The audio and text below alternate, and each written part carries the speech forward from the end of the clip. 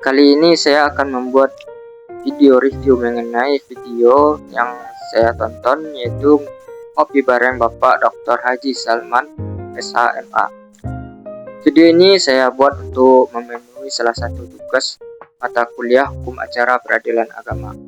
Baik, langsung saja kita masuk ke pembahasannya. Pada video ini dibahas tema mengenai perceraian hanya sah dilakukan di pengadilan agama.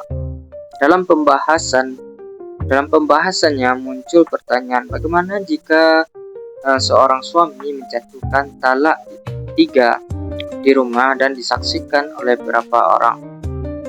Menurut pandangan Bapak Salman dalam video ini, perceraian tersebut tetap tidak sah.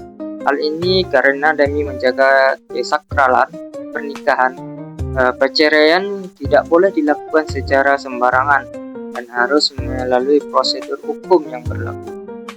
Selanjutnya dibahas juga mengenai sigat taklik talak.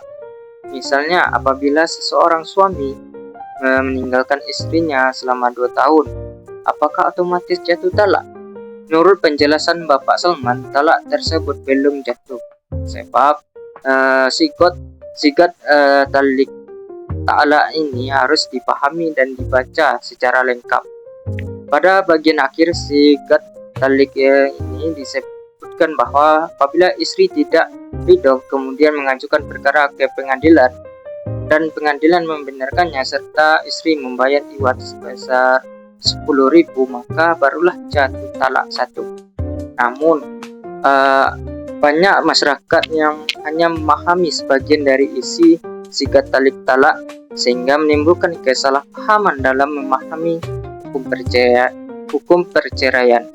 Menurut Bapak Salman, meskipun seorang suami meninggalkan istrinya bertahun-tahun, bahkan 5 tahun, 6 tahun, atau 10 tahun lamanya selama istrinya tidak mengajukan perkara ke pengadilan agama, maka keduanya masih tetap dianggap sebagai suami istri yang sah secara hukum. Beliau juga menjelaskan bahwa perceraian dinyatakan sah apabila dilakukan sesuai prosedur melalui tahapan persidangan, diputus oleh majelis hakim, dan telah dikeluarkan akta cerai oleh pengadilan agama. Itulah yang disebut perceraian yang sah menurut hukum di Indonesia. Dasar hukum mengenai perceraian ini harus dilakukan di pengadilan agama.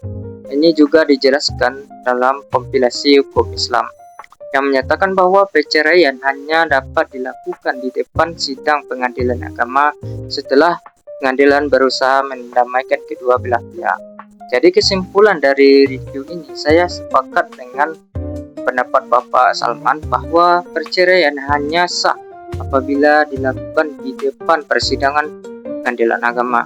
Jika perceraian ini dilakukan di luar pengadilan, maka perceraian tersebut dianggap tidak sah menurut hukum atau menurut hukum Indonesia. Sekian review singkat dari saya. Wassalamualaikum warahmatullahi wabarakatuh.